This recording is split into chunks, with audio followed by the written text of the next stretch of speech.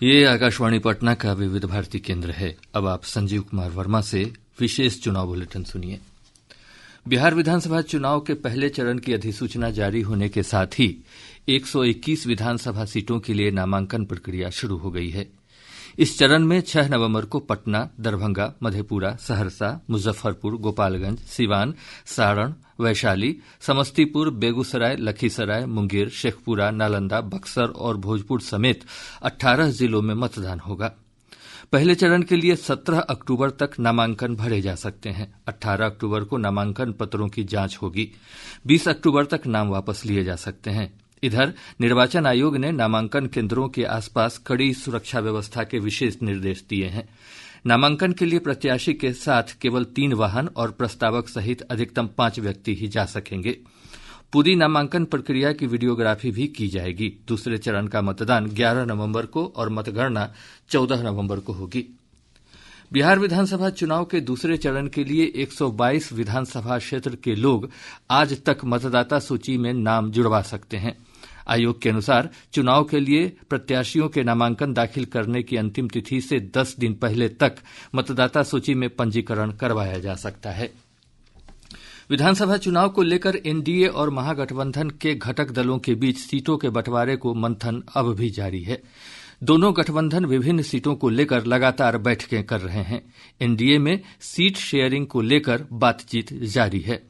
केंद्रीय मंत्री चिराग पासवान के नेतृत्व वाली लोक जनशक्ति पार्टी रामविलास को मनाने में भारतीय जनता पार्टी का शीर्ष नेतृत्व लगा हुआ है। संभावना जताई जा रही है कि 12 या 13 अक्टूबर को सीट समझौते पर घोषणा होगी। इधर महागठबंधन के दलों कांग्रेस, राष्ट्रीय जनता दल और वाम दलों में अभी सीट शेयरिंग को लेकर सहमति नहीं बन पाई है।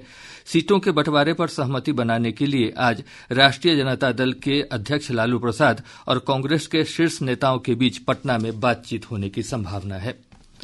एनडीए में सीट बंटवारे पर केंद्रीय मंत्री गिरिराज सिंह ने कहा कि एनडीए में कोई नाराज नहीं है। उन्होंने कहा कि जीतन राम मांझी, चिराग पासवान और उपेंद्र कुशवाहा को गठबंधन में ही सीट मांगने का अधिकार है। एनडीए में कोई नाराज नहीं। स्वाभाविक है, 2 पार्टी बड़ी पार्टी है, जदयू और भाजपा। ये मांझी जी, चिराग जी, कुशवाहा जी ये मांगेंगे, कहाँ मांगेंगे? गठबंधन में ही तो मांगेंगे। मांगने का अधिकार है, कुछ गड़बड़ नहीं है, सब ठीक।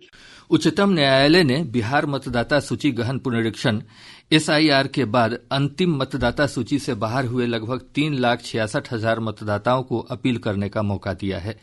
न्यायमूर्ति सूर्यकांत और न्यायमूर्ति जॉय माल्या बागची की पीठ ने मामले की सुनवाई करते हुए वोटर लिस्ट से बाहर हुए मतदाताओं को कानूनी मदद देने का आदेश दिया है।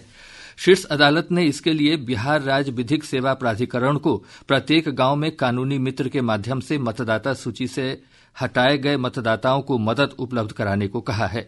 पीठ ने इस मामले में प्राधिकरण से 1 सप्ताह में रिपोर्ट मांगी है। मामले की अगली सुनवाई 16 अक्टूबर को होगी। पूर्णिया से निर्दलीय सांसद राजेश रंजन उर्फ पप्पू यादव पर आदर्श आचार संहिता उल्लंघन का मामला दर्ज किया गया है।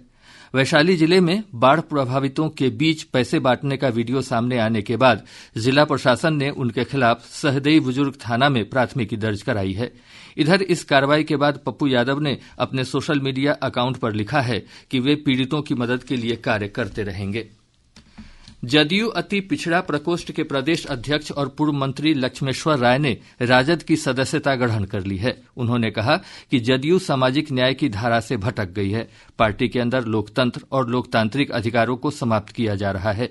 इधर राष्ट्रीय लोक जनशक्ति पार्टी के सुरेश उर्फ शक्ति पासवान और हरिओम पासवान ने भाजपा में शामिल होने का निर्णय लिया है।